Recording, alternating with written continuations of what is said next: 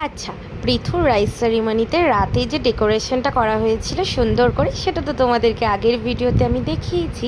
তো এবার যেটা হচ্ছে সেটা হলো পৃথুর রাইস সেরিমনির জন্য কেক কাটিং। এই কেকটা আমি, আমার হাজব্যান্ড আর সবাই মিলেই পছন্দ করেছি।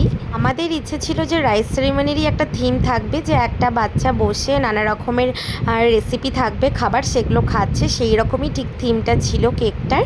তো এই যে দেখো এখানে ফটোশ্যুট হচ্ছিল, পৃথু না খুব বিরক্ত হচ্ছিল, ছোট বাচ্চা আর এত গ্যাঞ্জাম, ঠিক মতো তো খাওয়া ঘুম কিছুই হয় না সেই দিন, কারণ সেই দিন তো ওর জন্যই এই এত সুন্দর অনুষ্ঠানটা, আর ওকে নিয়ে সবাই ছবি তোলা, নানা রকমের রিচুয়ালস, তো সেই কারণেই ও একটু বিরক্ত হচ্ছিল।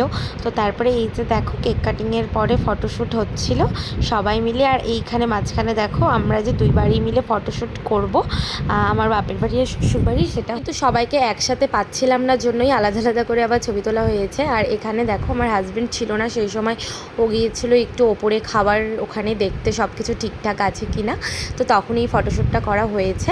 আর এই যে দেখো পৃথুর দাদাই পৃথুকে কেক খাইয়ে দিচ্ছিল। পৃথুর কেকটা এতই টেস্টি লেগেছে যে পৃথু কেকটা আবার খাবে জন্য জেদও করছিল।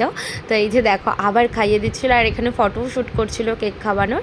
আর এই ভিডিওটা হচ্ছে আমার বোনকে, আমি তো জানি না যে ও ভিডিওটা করেছে, আমি এখনই গ্যালারিতে ভিডিও এডিট করার সময় দেখতে দেখতে দেখি যে হ্যাঁ এই ভিডিওটা ও করেছে, তো আমি এই ভিডিওটা এর মধ্যে দিয়ে দিয়েছি। আর পৃথুর রাইস সেরেমনির আর পার্টগুলো যদি দেখতে চাও তাহলে অবশ্যই চ্যানেলটাকে সাবস্ক্রাইব করে রেখো। বাই।